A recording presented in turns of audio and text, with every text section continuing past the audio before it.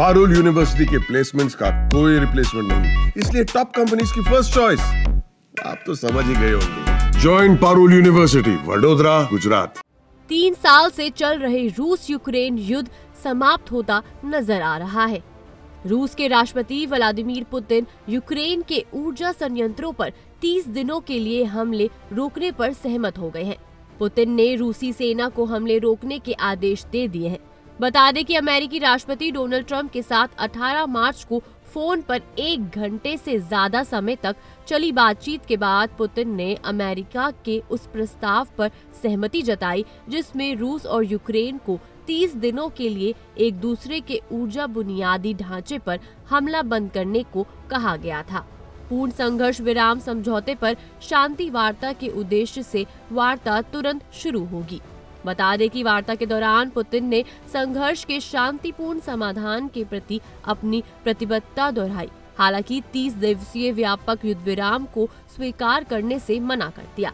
रूसी राष्ट्रपति ने कहा कि यूक्रेन इस तरह के युद्ध विराम का इस्तेमाल सैनिकों को जुटाने और खुद को फिर से हथियारबंद करने के लिए कर सकता है।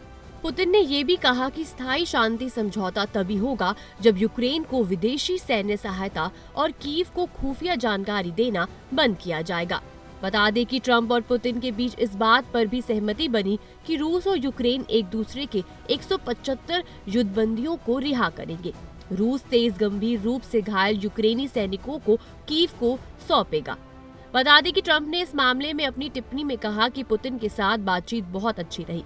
ट्रंप ने ट्रूथ सोशल पर पोस्ट किया, हमने सभी ऊर्जा संयंत्रों और बुनियादी ढांचे पर तत्काल युद्ध विराम पर सहमति जताई है।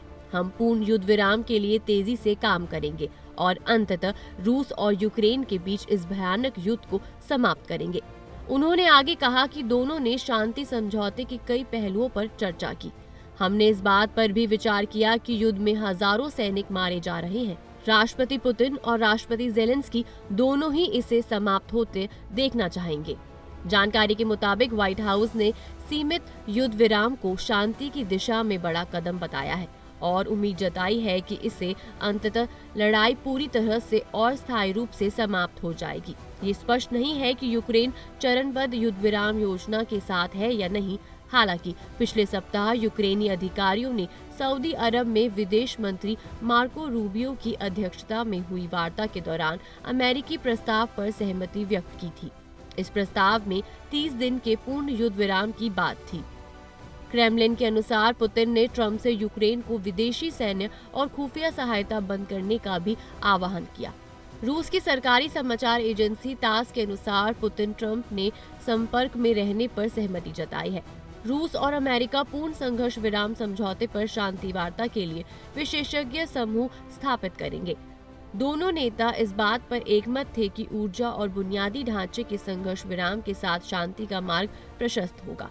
बता दें कि पुतिन ने इस बात पर जोर दिया था कि संघर्ष का समाधान व्यापक, टिकाऊ और दीर्घकालिक होना चाहिए तथा इसमें रूस के अपने सुरक्षा हितों और युद्ध के मूल कारणों को ध्यान में रखा जाना चाहिए। पुतिन ने कहा कि वो चाहते हैं कि यूक्रेन नाटो में शामिल होने की अपनी महत्वाकांक्षा छोड़ दे।